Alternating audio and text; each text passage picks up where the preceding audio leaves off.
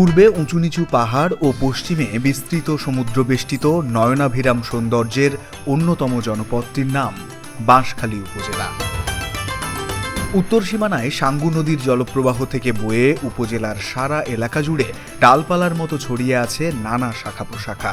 সাগরের তীরবর্তী হওয়ায় এই উপজেলাটি ছিল প্রাচীন ইতিহাস ঐতিহ্যের এক বিচিত্র অধ্যায়।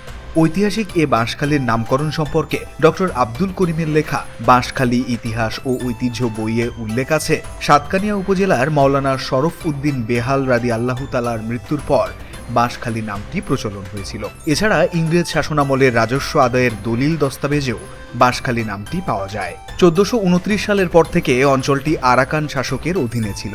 সে সময় নানা অঞ্চলের মানুষেরা এখানে বিপদে পড়ে আশ্রিত হয়ে কিংবা জোরপূর্বক বসতি গড়ে তোলেন। 1525 সালের দিকে নুসরাত শাহ আরাকানদের থেকে অঞ্চলটি মুক্ত করেন এবং পরবর্তীতে গিয়াসউদ্দিন মাহমুদ শাহ ক্ষমতা হাতে নেন 1538 সালে। সে সময় এই বাঁশখালী উপজেলা চকরিয়ার অংশ ছিল।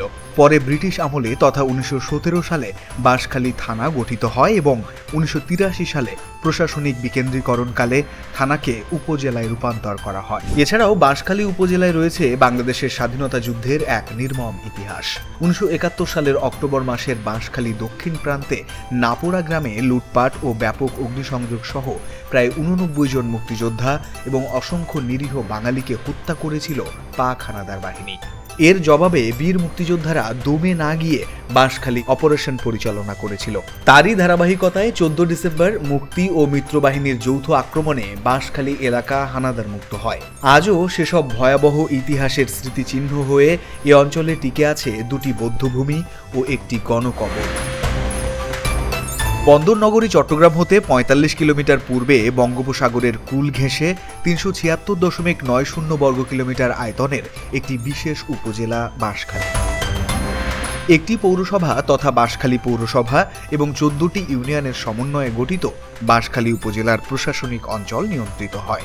এটি চট্টগ্রাম 16 সংসদীয় আসনের একটি জনপদ, যার জনসংখ্যা প্রায় 4,31,162 জন।